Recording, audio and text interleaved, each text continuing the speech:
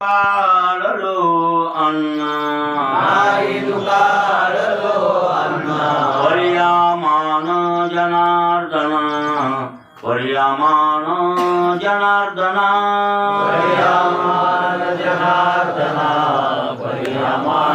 जनार्दना देव केला सकल साक्षी काळी आणि शुद्ध पक्षी काळी आणि शुद्ध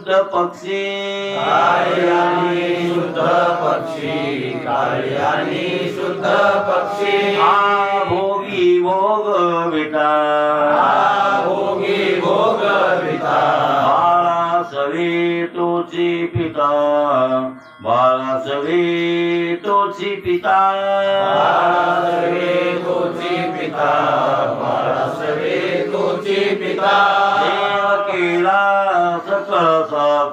देव केला सकळ साक्षी काळी आणि शुद्ध पक्षी काळी आणि शुद्ध पक्षी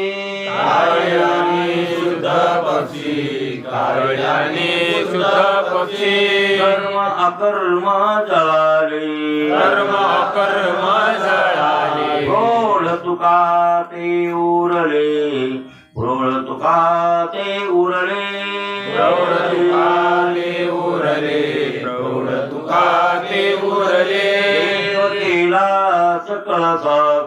देव केला सकळ साक्षी काळी आणि शुद्ध पक्षी काळी आणि शुद्ध पक्षी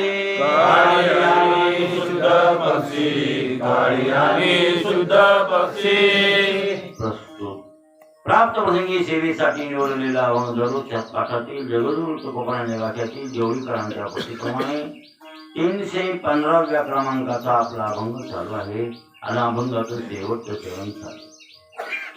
जगद्गुरु तुकोबाराया म्हणतात कर्म अकर्म जळाले.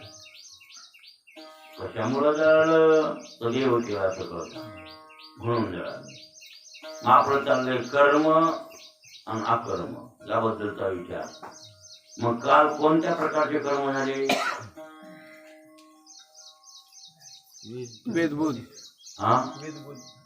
वेदबोधित कर्माचे किती भाग? कोणते कोणते? विहित आणि निषिद्ध दोन भाग. आधी दोन भाग विहित आणि निषिद्ध. निषिद्ध का सांगितलं वेदानं? करू नका म्हणून. हे कामे तुम्ही करू नका, हे केल्यावर तुमचं कल्याण होणार नाही, वेद माऊली सांगायची.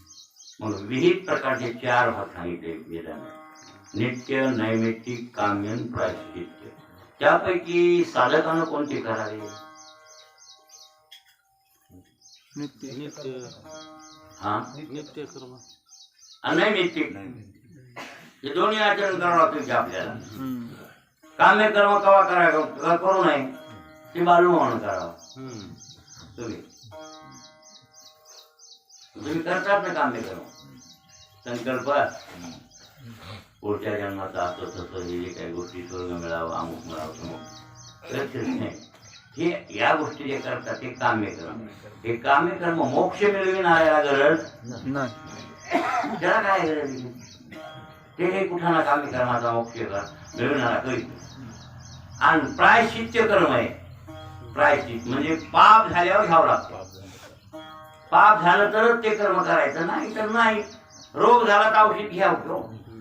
रोग नाही झाल्यावर औषध घ्यायला मरायला घ्यायचं काय सांगा बरं तुम्ही? साखऱ्या बिमारी नाही, गोळी चालू केली काय जमतंय का? मग ते औषध गुण देईल का रोग वाढविल? हा, साखऱ्या बिमारी नाही, साखऱ्या बिमारीची गोळी खाल्ल्यावर हा ती साखर सगळी शरीरातली संपून जाईल आणि संपल्यावर त्याच्याबद्दल विचार आल्याशिवाय पुन्हा मग औषध केव्हा घ्यावं लागतंय? प्रायश्चित केव्हा घ्यावं? पाप केल्यावर. ज्यानं केलंच नाही पाप किंवा घडलंच नाही पाप त्याच्याकडून, तर त्यानं काय प्रायश्चित्त कर्म करायचे? म्हणजे साधकाला या 2 कर्माची जरूर आहे, नित्य आणि मोक्ष मिळवणार. आता हे झाले वेद बोधित कर्माचे भाग. पण जीवकृत कर्म वेदबोधित कर्म तर जीवाच्या कल्याणासाठी आहे. आणि जीवाने केलेल्या कर्मापैकी प्रारब्ध कर्म, संचित कर्म आणि क्रियमान कर्म हे 3 कर्म आहेत. आणि या कर्मामुळं आणि जन्मवर्णाचा फेरा जीवाला पडलेला हे कर्म, याला कर्मबंधन म्हणतात. कोणतं बंधन? कर्मबंधन आपल्या आणि कर्मबंधन प्रहास्यशी भगवद्गीतेचं वचन आहे. कर्मबंधन कर्माचं बंधन आहे आणि कर्माचं बंधनामुळे जीव बद्ध झालेला आहे. बद्ध बांधून टाकलंय आपल्याला कर्मानं. लक्षात आलं?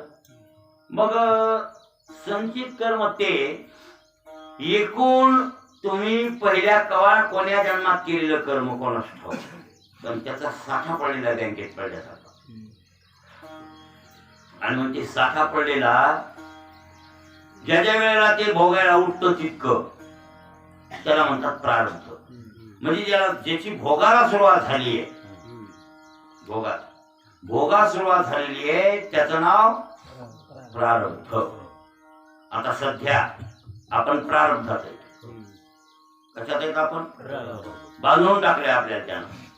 आता पाठीमाग किती आणखी शिल्लक संचित ते काही कोणाला माहित नाही. किती काय भोगायचे आणि किती जन्म घ्यायचे पुढे आणखीन किती लोक. बरं कोणाच्या संचितात एका जन्माचं आहे का कोणाच्या संचितात 10 जन्माचं आहे तेही सांगताय. जीवनमुक्त जरी झाला आपला महात्मा एखादा महात्मा ज्ञान प्राप्त करून आजच्या जन्मामध्ये जीवनमुक्त स्थितीत, उदाहरणार्थ दादा महाराज, रंगनाथ गुरुजी जीवनमुक्तच होते होते, हे आपल्याला कळत नाही. ते मुक्त होते. रंगनाथ गुरुजी 100% मुक्त होते. 100% दृष्टीसृष्टीवाद त्यांच्यात पक्का मिळलेला होता. ते सगळे जीवनमुक्त आहेत. दादा महाराज जीवनमुक्त आहेत. वमनवार महाराज सुद्धा जीवनमुक्त होते. वमनवार महाराज हे सगळे लोक म्हणजे जीवनमुक्त जरी असले तरी प्रारब्धाच्या काही आपण संचिता जर शिल्लक साठा आणखीन 2 जन्मात असेल पुढे तरी त्यांना जीवनमुक्ती आज जरी मिळाली असली तरी ते राहिलेले जन्म घ्यावे लागतात. जे असे प्रारब्ध येणं चुके कर्म कधी होणार असाची बुद्धी कर्म रेषा प्रगती. वा बघा भरणार कसं मार्मिक उदाहरण दिलं. जन्म भोगायची म्हणजे जीवनमुक्तीचं कसं जरा वेगळंच वाटायचं. काहीच नाही, काहीच नाही, काहीच नाही.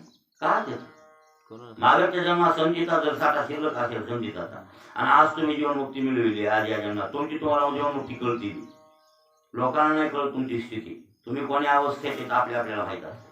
आपण कोण्या अवस्थेत की शुद्ध ब्रह्म जे साक्षी रूपाने राहिलेलं त्या साक्षीरूप ब्रह्माशी आपली ऐक्यता झाली की नाही झाली, असा निश्चय झालाय की नाही झालाय की ते ब्रह्म मी आहे, अहम ब्रह्मास्मी या बोधावर आपण आहोत की नव्हत ही ज्याची त्याला कळतं. देहाचा संघ सुटलाय की नाही सुटलाय हे ज्याची त्याला कळतं. तुकाराम महाराज म्हणले झाला प्रेतरूप शरीराचा भाव लक्ष्याला ठाव स्मशानीचा रडते रात्रंदिवस काम क्रोध माया म्हणते हय हय यमधर्म.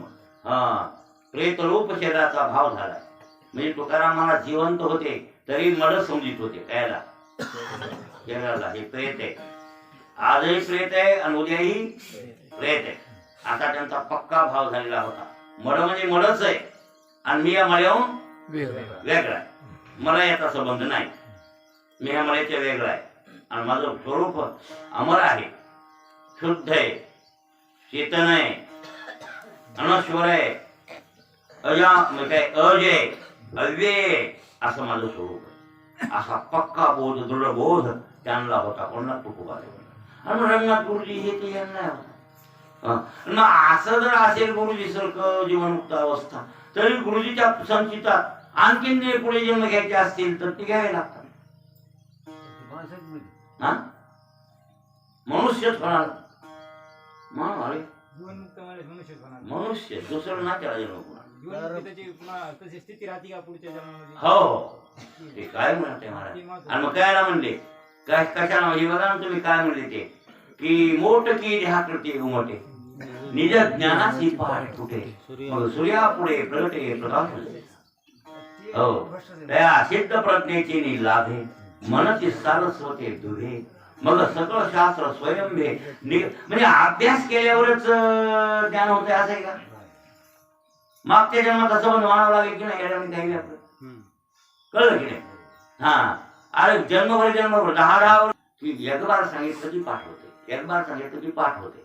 त्याचं कारण कर्पूर बुद्धी असली पाहिजे. मागच्या जन्मात काहीतरी साधना केल्या शुद्ध चित्त होते आणि शुद्ध चित्त होत झाले त्याला निमित्त लागते.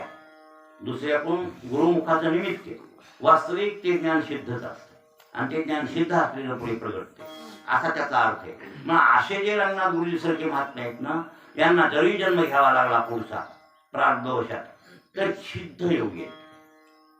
येऊन ज्ञान योगी नाही आता म्हणायचं. आता कोण म्हणायचं पुढच्या जन्मात? सिद्ध योगी, सिद्ध प्रज्ञा आहे. गुरुमुखाचं निमित्त लागल गुरुमुखाचा. मग रंगनाथ गुरुच्या काळात काय गुरुजी संघ अभ्यास करणारे लोक नव्हते काय झालं, पण सगळ्यात पहिली पट्टू कोण झाले? गुरुजी झाले. आणि गुरुजीचं डोसकच काही सिद्ध प्रज्ञा होती ना. मागच्या जन्मातला अभ्यास उगाचच लग्नात पळून जाते का? एवढं वैराग्य, लग्न हळद लागून पुन्हा गेले आळंदीला आणि पुन्हा अजन्म ब्रह्मचारी राहिले. हे साध्याचं काम आहे. होय, साध्याचं काम आहे का? एक पोरगी नगर म्हणली तर दुसरी पण साठी खातच बसते. आता मिळणार तरी मिळवा वाटायचे इतकी तयारी आजच्या लोकांची. आपल्या जातीची नाही का, दुसऱ्या जातीची. पण काय पाहिजे? मुलगी पाहिजे. इतकं येणे झालेत लोक. बरेच पोरं म्हणाले तर ज्याची बापाई म्हणाले तर आमच्या पोराला पोरगी बघा. अरे कुठली बघा पोरगीच नाही कमी दुसऱ्या जातीची. राहतो रान होत अजन्म ब्रह्मचारी. वासना त्याची शिल्लकच की. त्याला काही मागच्या जन्माचं पुण्य लागेल की नाही. मग गुरुजीला रामदास स्वामी म्हणे हळद लागल्यावर गेले गुरुजी. पोरी संघ हळद लागल्यावर मग सिद्ध प्रज्ञा आहे. काय आहे? हा, कुठेतरी प्रारब्धाचा अडसर असतो म्हणून ते स्वभाव लागतो. आणि बाकी तुम्ही म्हणता विक्षेप विक्षेप विक्षेप कुठं काय काय त्यांना विक्षेप समोर नाहीच. त्यांच्या समोर ते जगत तर गुरुजी समोर जगत कुठे होता? दिसायला जरी दिसला असेल त्यांना तर जगताची भावना कुठे होती त्यांच्याकडे? ते दृष्टी म्हणून सृष्टी म्हणत होते. दृष्टी नाही तर सृष्टी नाही. आणि आमची दृष्टी ब्रह्माकार आहे. आमची वृत्ती ब्रह्माकार आहे. आणि ब्रह्माकार असल्यामुळं झाड जरी दिसलं तर झाड ब्रह्मरूप दिसत होत म्हणला गुरुजीला. म्हणजे ज्ञात्याला जगत आणि तुम्हाला आम्हाला जगत जरी सारखं दिसलं तर त्याच्या समजुतीत आणि आपल्या समजुतीत फरक आहे. आपल्याला जगत जगत सत्यत्वानं दिसतं आणि त्यांना जगत जगत असत्यानं मिथ्या दिसतं. मग काय लिहिलंय? मिथ्या दिवस समोर आलं तर म्हणजे संचितात कोणाच्या संचित कर्माचं चाललंय बरं आपलं. हे संचितात काय लिहिलंय ते काय कोणाला लक्षात येत? किती जन्माचा साठा कोणाला ठाऊक आहे आणि ते तितकं भोगावं लागतं. हा, सगळं नष्ट झालं. नष्ट झालं की संपलं की मुजमलं. जळायला काय मार्ग? मग ते जळाले मग तेच यायचे आपल्याला. कर्म अकर्म जळाले ह्याच्यावर चाललंय आपलं. हे जाळायचेत आपल्याला. हे नाही भाऊ, जाळून टाका. भाऊच्या मुलं थोडं राहिले आता जळायला पाहिजेत ना. हा, लागलं चांगले जाळ. नाही नाही नाही नाही, जाळ करावंच लागते. जाळ करून त्याला आपल्या देखत वांबळ यायले किंवा वांबळ धुप. हा, ते धुके यायले नव्हता. जाळ सर नाही जरा धुकायला. जाळ पेटवा आणि जाळ पेटवा आणि कर्म अकर्म विकर्म सगळे जाळून टाका. तुकारामाला जाळले आणि जाळले त्यांनी. महाराज संचित कर्म आहे म्हणून जे जे लिहिले संचिती ते करा. चुकतच नाही मला ते भोगा. म्हणजे ज्याचा प्रकर्षय करून भोगाला सुरुवात आहे त्याचं नाव प्रारब्ध. शिल्लक साठा आहे त्याचं नाव संचित. हरिकृपे त्याचा नाश झाला असं कसं? हाय ना, हाय हाय हाय. हरिकृपे त्याचा नाश झाला नाही का? झाला. पण हरिकृपा झाल्यावर आहे ना. हरीची कृपा झाल्यावर आहे ना नाश. पण तुमच्या कृपा झाली? तुमच्या कृपा झाली का त्याची? हा, आणि झाल्यावर तुम्हाला विषय आवडत येईल का? हरीची कृपा झाल्यावर विषय पिंगलेला आवडले का? त्या कळवातनीला सगळं टाकून दिलं तिनं. मग तुम्ही टाकून दिलं का काय विषयातलं? मग नाही नाही. तू का म्हणे याच्या देवाला घरा त्याच्या पुढे चिरा संसाराशी. आपल्या देव घरला आणखीन आला नाही. म्हणजे हरीची कृपा. हरी कृपा होता भक्ता निगती द्वंद्वे नाचती स्वानंदे हरी नाही.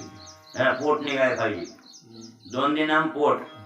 हा, पोट निघालं का तुम्हाला? पोट म्हणजे ढेरी सुटली का? नाही डेअरी सुटली.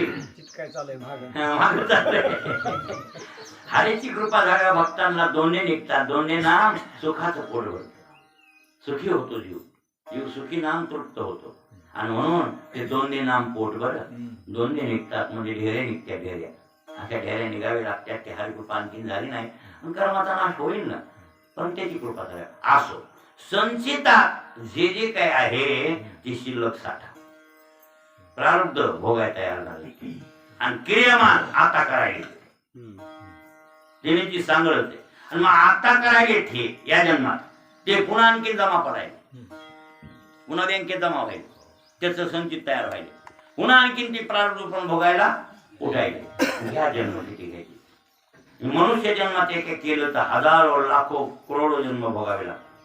एका मनुष्य जन्माचं तितकं फल देते नाही. हा त्या पाखराच्या जन्मात पिकत काहीच नाही. फक्त भोग येऊन येते. ते पाखरं डुकर कुत्रे वाघ सिंह लांडगे बैल हे भोग येऊन येतात. फक्त पहिले केले कवा माणसं होती ती तेव्हा. आता सृष्टी कशी आहे अनादी आहे. कारण तिचा आणखीन थांग लागलेला नाही. तिची सुरुवात कवा झाली हे कोणीच सांगू शकत नाही. कोणीच नाही सांगणार ही सृष्टी कवा सुरू झाली. हो हिची सुरुवात सांगता येत नाही आणि शेवटही सांगता येत नाही. फक्त मधी दिसायले ते खरे. मधी दिसायले ते आणि तिथे मिथ्या रूपाने लक्षात आलं. म्हणून ते त्याची सुरुवातच नाही सृष्टीची. काय मिळेल म्हणून अनादि विश्व व्यवस्था असे म्हणले ज्ञानेश्वर महाराज. अनादि विश्व रचना लटके काही अनादीचे 7 पदार्थ अनादि सांगितले शास्त्रात. खरे 6च आहेत पण ही अनादीचे प्रपंच रचना. हो एक मला वाटते ब्रह्म माया म्हणजे ईश्वर माया या दोघांचा संबंध आणि जीव ईश्वराचा भेद. ब्रह्ममायेचा संबंध आणि जीव ईश्वराचा म्हणजे हे 3 आणि ते 3 किती झाले 6 अनादी पदार्थ आहे. आणि प्रवाह रूपानं जगतही अनादी आहे. जगत सुद्धा अनादी आहे. त्याची आधी लागलेली नाही. मग असा हा कवा सुरू झाला कोणा म्हणून. पण ते एवढं खरं आहे की अनादी आहे पण सुरुवात नाही म्हणून सांगितले. हे ब्रह्मगिरीवरील निघे समुद्री किरणारी गे माझी दिसे वाहू गे मृगंबू देसे. जसं काय झळ्याचं पाणी आहे. झळ्याच्या पाण्याच्या नदीची सुरुवात ब्रह्मगिरी पर्वत उगम पावली म्हणायची नदीची नाही. पुन्हा शेवट समुद्रात गेली म्हणायचं नाही. मग माझी दिसे वाहू गे मदतच वाहू गे दिसायला विनाकारण ते झळया म्हणजे मृगजळाचं पाणी. ते जसं मिथ्या आहे तसं जगत सुद्धा मिथ्या आहे असा त्याचा अर्थ. चला पण संचितात जीवाच्या जे साठवले ते प्रारब्ध रूपानं प्रकृती करून भोगायला उठले. आणि क्रियमान मात्र चालू आहे मनुष्य जन्मातलं क्रियमान. बैलाच्या जन्मात डुकराच्या जन्मातलं क्रियमान नाही.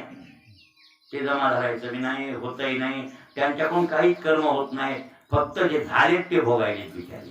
संचितातून प्रारब्ध मनुष्य जन्माचे असा नियम नाही ना. काय मनुष्य जन्माचे ठिकाणी 4, 5, 6 असा नियम नाही. कशात संचितातून प्रारब्ध निघाला 7, 8 जन्माचे. बरं हा माणसाचे असा नियम थोडाच आहे. अरे बघा डुकर बी होता येईल व्हावं लागलं. कोण सांगतं? माणसात झालं ते शिल्लक राहिलं तर मग कसं. म्हणजे ज्ञात्याचं म्हणाला का आपलं संचितातून प्रारब्ध निघाला 7 जन्माचं. हो माणसाचे असा नियम नाही ना. बरं असू दे ना. मनुष्य जन्मात जर मुक्त झाला जीवनमुक्ती प्राप्त झाली हो तर ते हे शरीर न पुरती नर हा ते हे शरीर पुढी न पावतीत बनले ना भावली. हो हे बाकीचे जन्म निघाले कसं भावायचे. पण ते बाकी जन्म हे डुकराचे कुत्र्याचे मांजराचे 5-7 निघाले ना. मग ज्ञात्याला का हा आपल्याला का ज्ञात्याला. जीवनमुक्त नर देहात झाला हो हे शिल्लक राहिले जन्म हो. तर मग त्याची व्यवस्था कशी. मग ते होऊ दे ना. थांब हा आता उदाहरणार्थ हत्ती झालतं ते जनावर. पण हत्तीच्या जन्मात ज्ञान नव्हतं का त्याला. कुठं बिघडलं बाहेर 5-6 वाजे हातीवर धरले ते त्या माते काकुळची स्मरले तयाचे पशुत्व वाहू झाले पावले या माते. असू दे पण ज्ञानी की नाही. हत्ती ज्ञानी का नाही. जीवनमुक्त आधी झाला देहात. हो हे शरीर न पुरती पौशील कोणतं मुक्त झाल्यावर पुन्हा काय भागी. मुक्त जन्म म्हणजे मुक्त झाल्याच्या नंतर हे शरीर मिळत नाही असं म्हणायचं. असं समजूच नको माहिती. पुन्हा जन्म आणखीन 4, 2 काय घ्यायचे असतील तरी त्या ज्ञात्याला घ्यावे लागतात. आणि म्हणूनच पाचलेगावकर महाराज पुनरावतार मानला. पाचलेगावकर महाराज नारायण दत्तानंद होते. पाचवे गोकर महाराज पहिले कोण होते? हे वाडीला समाधी इकडून नदीतून चढल्या, नदीतून वर चढल्यावर एक समाधी ना माझ्या समोर बघा, ती कोणाची समाधी आहे? मग नारायण दत्तानंद आहे. पाचवे गोकर महाराजाचा नारायण दत्तानंदाचा पुनरावतार पाचवे गोकर महाराज. पाचवे गोकर महाराज म्हणते होते मी बोलत नाही, नारायण दत्तानंद बोलते. काय म्हणत होते महाराज? मी स्वतः ऐकलं तिथं प्रवचनात, वाडीत प्रवचन होतं, मी बोलत नाही, हे नारायण दत्तानंद बोलते. म्हणजे नारायण दत्तानंद होते. पाचव्या गोकर महाराज माझ्याकडे चरित्र आहे ना अभ्यास की नारायण दत्तानंद कुठं जन्मले कसे नाही काय, आणि पुन्हा मग त्यांनी काय केली साधारण, पुन्हा मग ते इकडं, आणि पुन्हा पाचवे गावकर महाराजांनी रूपानं अवतरली. म्हणजे प्रारंभावशातच केली. आणि जीवनमुक्त आहे पाचवे गोकर महाराज. कोण्या शाळेत गेले? धनगरायचा काला खाल्ला, मेंढ्यावर नारसंग राहिले, आणि त्याचा गोळ्या खाल्ल्या महाराजांना. लहानपणी बघा त्यांचं चरित्र. धनगराचा त्या मेंढ्याचं दूध त्याचा करून काला खात होते धनगर, त्याच्याबरोबर पाचवे गोकर महाराज जेवलेले. कोण्या शाळेत गेले लेकरू? लहानपणी काहीच नाही. आणि बाळपणी नागपंचमीला सर्प आणून द्या मायला द्यायचं, जिता सर्प आणून धरलं. आई कशाची पूजा करायची? अहो नागपंचमी आहे बाप्पा, नागाची पूजा करायची. मग गेले आणि त्याला ते सर्प दिसला, धरला, ह्याचीच पूजा करणं, आई पळून जाऊ लागली. सिद्धयोगी मागाच्या जन्माची साधना पूर्ण झालेली हे जीवनमुक्त आहे, आणि या जन्मात जीवनमुक्तच होते ना. जन्मल्यापासून जीवनमुक्त आहे. कोण्या शाळेत गेले का नाही, आणि नाही गेले पण कन्नड मधून बोलत होते, इंग्रजी बोलत होते, मराठी बोलत होते, आणि संस्कृतात बोलत होते. कोण? बघा त्यांचं ज्ञान, प्रगल्भ ज्ञान होतं महाराज. आंबेजोगाईच्या दवाखान्यात प्रवचन केलं तर इंग्रजीतले शब्द सांगू लागले. डॉक्टर हाफ झाले. हे आंबेजोगाईचे आपल्या डॉक्टर लावल्यासारखे डॉक्टर तोंडात बोल घालू लागले की आम्हाला माहित नाही ते महाराज सांगायचे. ते बी इंग्रजी भाषेतून. कोण? पाचवे गोकर महाराज. कन्नड मधून अभंग सांगत होते, कन्नड भाषेतले अभंग आहेत ते. पाचवे गोकर महाराज ज्ञानी होते महाराज. हा मग हे इतका जे अभ्यास केलाय ते पहिले त्यांना करून टाकलाय. म्हणजे प्रारब्ध ज्ञात्याचं शिल्लक असलं तर काय बिघडतं कुठं? जीवनमुक्तता प्राप्त करणं महत्वाची गरज आहे. आज तुम्ही या जन्मामध्ये काय प्राप्त करा, केव्हा करणार बाळू तुम्ही? काय सांगायचं? आणखीन तुम्ही कक्का तिकीट बी नाही, अंगणवाडी बालवाडी नाही, अंगणवाडी. हे भात खायला शाळेत चालले, कशाला शाळेत चालले? भात खायला शाळेत चालले, बाकी काय असं व्हायला. या प्रगतीच नाही ना, काही प्रगतीच नाही. प्रगती व्हायला पाहिजे माणसाची. हा प्रगती. मग आता संचितातला जे साठा आहे हे तुम्हाला कर्माची माहिती करून द्यायलो. एक लक्षात ठेवा. हा आपल्याकडं 10 लाख रुपये जमा आहेत, ती बँकेत टाकली होय की किती? 10 लाख. हा असं ग्रीट धरा. मग 10 लाखातून तुम्ही यांना मिरगाला किती आणले? काढून 2 लाख. कायला आणले? बी भरून घ्यायला. बरोबर. आता बँकेत किती राहिली जमा? 8. मग 8 संचित आहे. 8 राहिले काय झालं? ते संचित जमा आहे. कर्म, ते कर्म जमा आहे. आणि 2 लाखाचा भोग सुरू, ते प्रारब्ध आणलंय ते खर्चायला. आता खर्च सुरू आहे. मग कापूस बी भरण, कपडे, ते अमुक तमुक काही किराणा बाजार हे ते चालू आहे आता. आणि मग आता हे कापूस हे ते आता हे खर्च करून पिकवायले. आणखीन पुढे 8-10 लाखाचा कापूस तुम्हाला झाला तर ते आणखीन पुन्हा बँकेत टाकणारच ना तुम्ही. मग काय वाढलं भाऊ? वाढलं. पुन्हा आणखीन ते खर्चायला काढले. आणखीन ही साखळी सुरूच राहते नाही भाऊ, हे बंद पडत नाही. तोपर्यंत मुक्त माणूस होत नाही. एक लक्षात ठेवा. हे जोपर्यंत शिल्लक आहे तोपर्यंत मुक्त होता येत नाही. लय बेकार कर्म आहे. म्हणून कर्म गहनो कर्म नो गती. कर्माची गती गहन. काय कर्माची गती? गहन. गहन आहे. काही डोसक्यात येत नाही महाराज. म्हणून कर्म बेकार आहे. आणि ते असं जे कर्म आहे, आता त्यापैकी संचिताचा विचार करू नका. क्रियमान तुमचं बंद पाडा. महत्वाचं पुढचं हे आणलेली भाकर खाऊन टाका, दुसऱ्यात भाकरी तयार करू नका.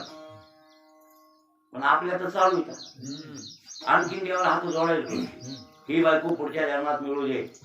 चालू की नाही? ती चालता पाहिजे शिदोरी. शिदोरी. पुढे चालायला शिदोरी लागेल की, म्हणजे पुन्हा आणखी प्रवास करायचा आहे का आपल्याला? डोकर, कुत्र, मांजर, चिमणा, चिमणी, कोळसा, कोळसी.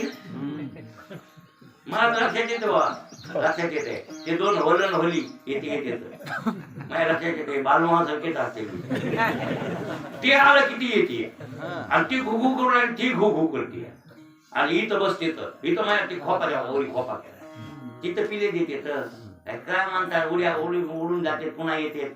ती बाळा ती झाली खीर पुन्हा तिला बघा येते कोण होय हो हेच लक्षात येते बघा. आपल्या बालुमाची स्टोरी लक्षात येते. आजच होईल बाबा हे लबाड नाही वाटतंय मला हो. तुमची तळमळ वाटते पण करू का ऐकत नाहीत ना तुम्ही आमचं. आजच होतंय बघा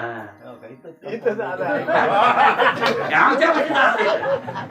2-4 भोलेचे बरं का 2 जोड्या कोळशाच्या 5-6 कोळशाच्या जोड्या आता वाद झाल्या.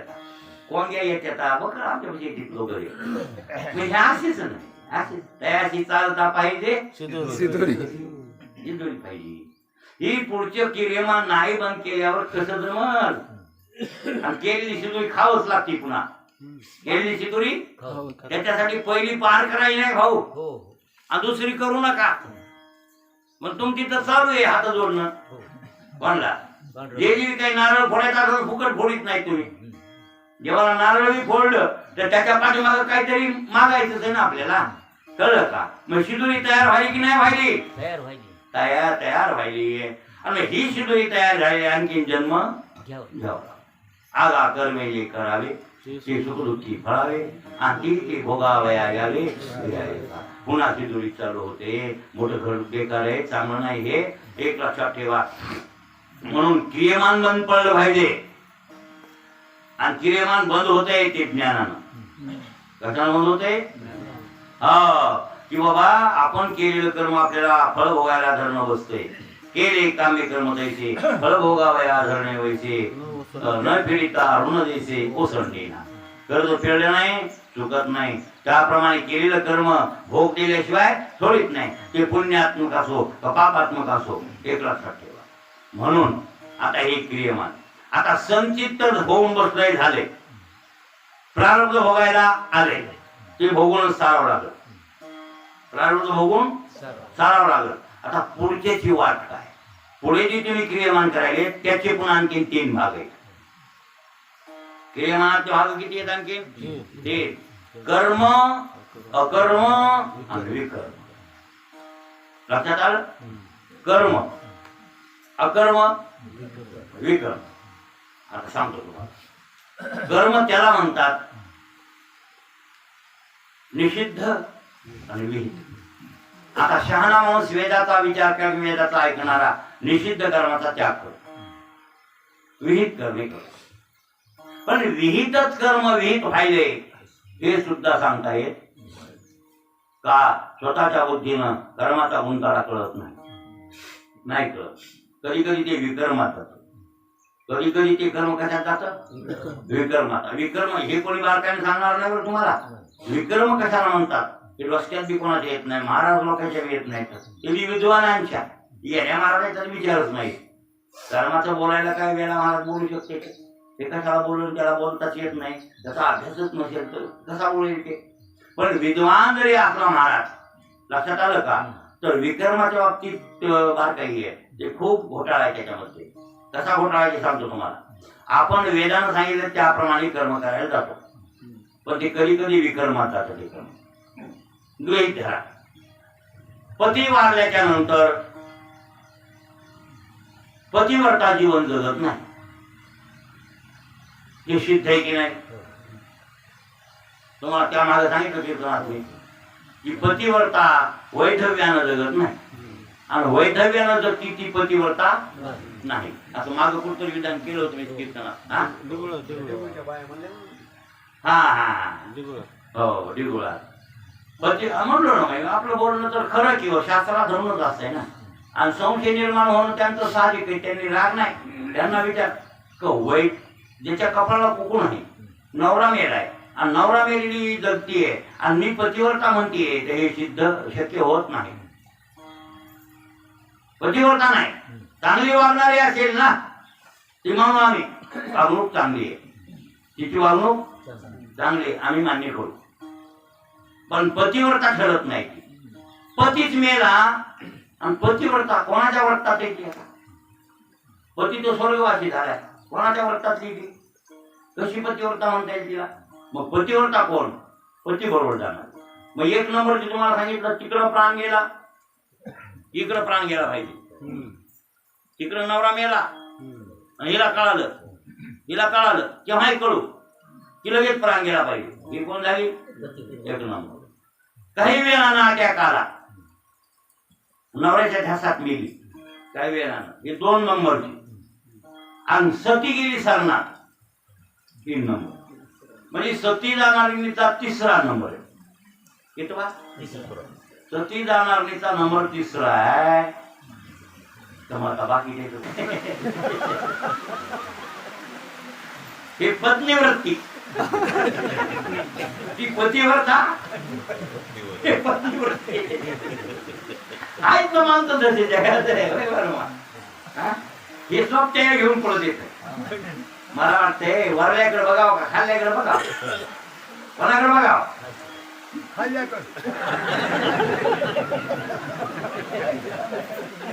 अरे व्यवहारात बघावं खाल्ल्याकडे, कळतंय का काही? कुठे बघावं? व्यवहार आहे, व्यवहार. सायकलीवर चाललाय माणूस आणि आपण फटफटीवर चाललो, त्या फटफटीवाल्यानं बघावं सायकलवाल्या. तुम्हाला समाधान मिळवायचं जीवनात, समाधान मिळवायचं जर असेल तर तुम्ही खाल्ल्याकडे बघा. आपण समजा आता पायाने चाललंय, सायकलवर चाललंय, सायकलवाल्यानं म्हणा त्याच्यापेक्षा मी बरा आहे, त्याला सायकल बी मिळत नाही. ते पायानं जायला त्याला 2 तास लागतात, ते तेवढा रन मी 1 तासात कधी सायकल असल्यामुळं मी त्याच्यापेक्षा बरा. सायकलवाल्याकडून लागलं, फटफटीवाल्याकडून लागलं, फटफटीवाल्यानं सायकलवाल्याकडे बघावं, त्याला पाय खोडून बेजार व्हावं लागते. आणि मला तो बसायचंच काम आणि सोबत न दाबायचे, गिअर टाकायचे, सोपं आहे त्याच्यापेक्षा. काय मी फटफटीवाला चांगला आहे, हे खाल्ल्याकडे बघावं. जीपवाल्यानं फटफटीवाल्याकडे बघावं, की फटफटीपेक्षा जीप आपली घरचे राहतो द्यावं, काय हरकत आहे. पण चांगलं आहे ना महाराज, त्याला ऊन पाऊस वारा सोसावं लागते. आपल्याला ऊन वारा पाऊस तर जीप मध्ये लागत नाही, असं खाल्ल्याकडे बघावं. त्याच्यावरून पुन्हा एसीची जीप असणार, डपड्या जीप वाल्याकडे बघावं. डपडी जीप आहे, एसी ना फेसी, पुन्हा धगत असं विचारायला. मला तर धगत नाही एसी लावल्या, आपली बरी की नाही. 50,000 जीप त्या आता महाराज लोकांना तर 50 लाखाची जीप आहे का? मी त्याच्याकडे बघितलं, मला मिळते का? नाही, कशी कुठली आणू? आणि तेच आणण्याचा मी प्रयत्न केला तर हे मंदिर मान्य होईल का मला? मग परमार्थ दोरा वेल त्या जीपच्या नादी लागणार विषयात म्हणून लावला. मग आपण त्याचा विचार करायचा का? नाही. म्हणजे संसारात कोणाकडे बघावं, परमार्थात कोणाकडे बघावं. मग तुम्ही परमार्थात कोणाकडे बघायले? मग चुकायले की नाही? आमच्याकडे गावा बघायले, आमच्याकडे बघितल्या सगळी तर हात होते तुम्ही.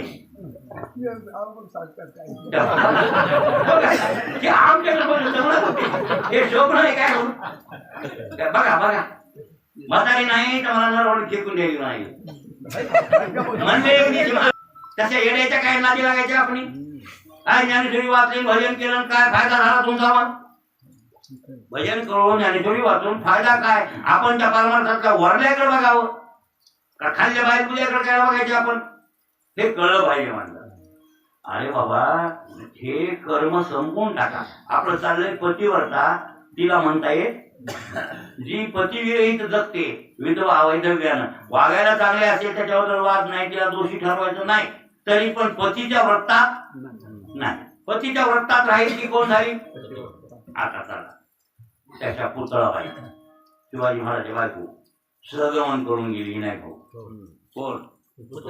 पुतळाबाई, रावणाची मंगळगरी सहगमन करून गेली रावणाबरोबर. हे तुम्हाला मान्य आहे की नाही? रावणा बरोबर आहे. अशा कित्येक पतिव्रता पती संघ गेल्या. हे झालं सत्कर्म. हे काय झालं? सत्कर्म. त्याचं कारण आहे की हो सांगतो ना, ज्ञानेश्वर महाराज म्हणले की म्हणते परलोक पावे पतिव्रता, स्वपतीशी रमता परलोक पावे पतिव्रता. तेची परपुरुषाशी रमता अर्थपाताने तसे भागवत. लक्षात आलं. हो स्वपती बरोबर संसार जर केला पाहिजे म्हणजे स्वतःच्या नवऱ्याशी संसार केला जन्मभर, दुसऱ्याला ध्यानात सुद्धा आणलं तर तिला स्वर्ग मिळतो. त्या बाईला काय मिळतो? स्वर्ग. पदार्थ नाही, एकनाथी भाऊच आहे हे परलोक पाले. स्वतःच्या नवऱ्याशी इमानदारीने संसार केला आणि ती म्हातारी मेली, म्हातारी होऊन पण चांगली वागली. ते इतकं जरी चांगली वागली जीवनभर तर त्या बाईला मेल्यावर काय मिळतो? स्वर्ग. परलोक पाले. आणि तेची परपुरुषाशी रमता.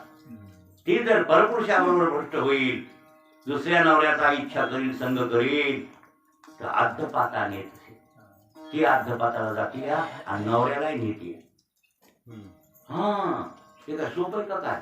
तुम्ही म्हणता नवऱ्याला कशी नेते? तिच्या ध्यासानं मरते नाही गेली म्हणजे हे ऐकत नाही आणि ह्याचं काही चलत मग हे जीवाला खाऊ खाऊ घेते आणि तिचं ध्यान काय ह्याला सुटत नाही. कोणाचं? त्या बाईचं. त्याच्यामुळे हे बी तिच्याबरोबर कुठं जाणार? अर्धपाता जात असे. मी पदार्थ बोलतोय का? नाही ना. ऐशी ती शिंदळी जाय ते नरका आणि तिच्या दोषे ते कापती जाय.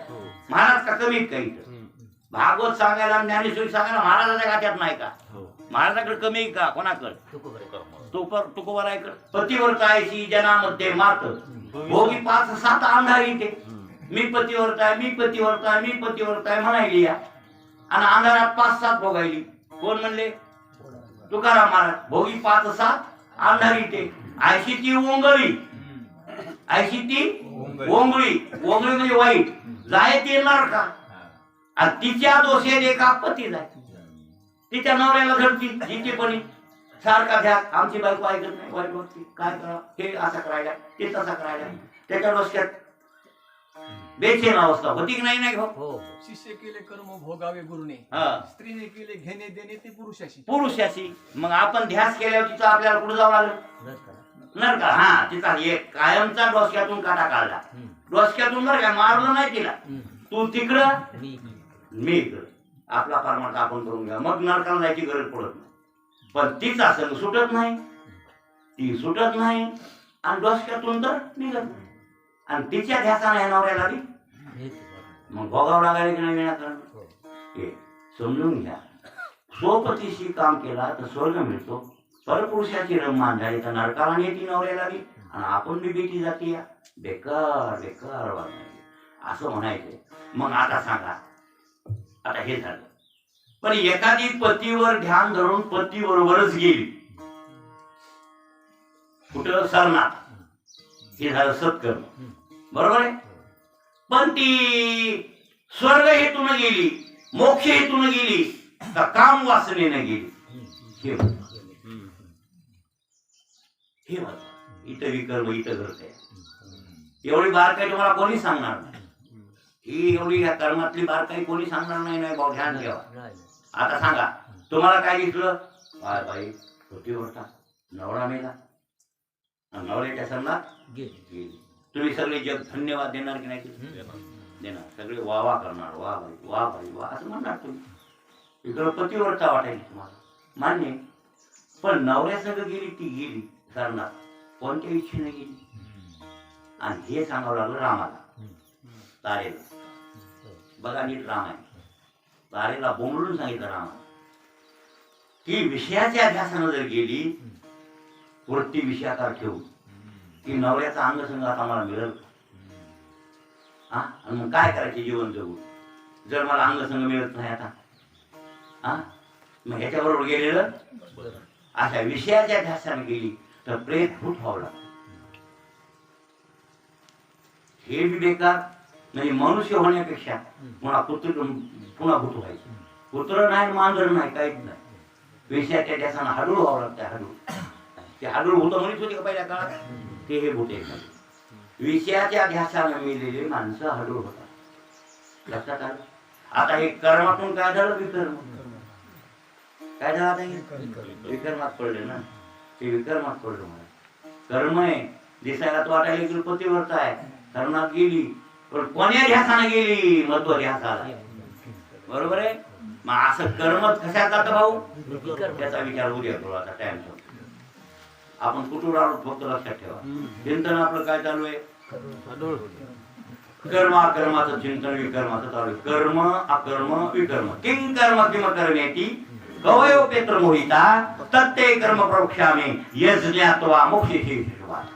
मोक्षेषे शुभात् म्हणजे किं कर्म, कर्म कशाला म्हणतात बरं काय, किंवा कर्मेति अकर्म कशाला म्हणतात बरं काय, कवयोपेत्र मोहिता तत्ते कर्म प्रवक्ष्यामि यज्ञात्वा हे कळल्यावर मोक्षेषे अशुभात. तू अर्जुना अशुभातून मुक्त होशील. या कर्माचा गुंताळा तुला कळल्यावर तू अर्जुना, कारण म्हणजे अशुभातून तू मुक्त होशील, म्हणजे वाईटातून तू मोकळा होशील. असे देव कळकळीनं सांगायचे. भाऊ हे भगवद्गीतेत वचन आहे. कर्म म्हणी पेते कवन अथवा अकर्मा काय लक्षण ऐसे विचारिता विचक्षण गुंफोणी ठेले. आपलं इतकं चिंतन चालू आहे. एवढं ध्यानात ठेवा पक्क. मग उद्या बघू. लय किचकाड आहे बाबा कर्म. लय बारीक आहे.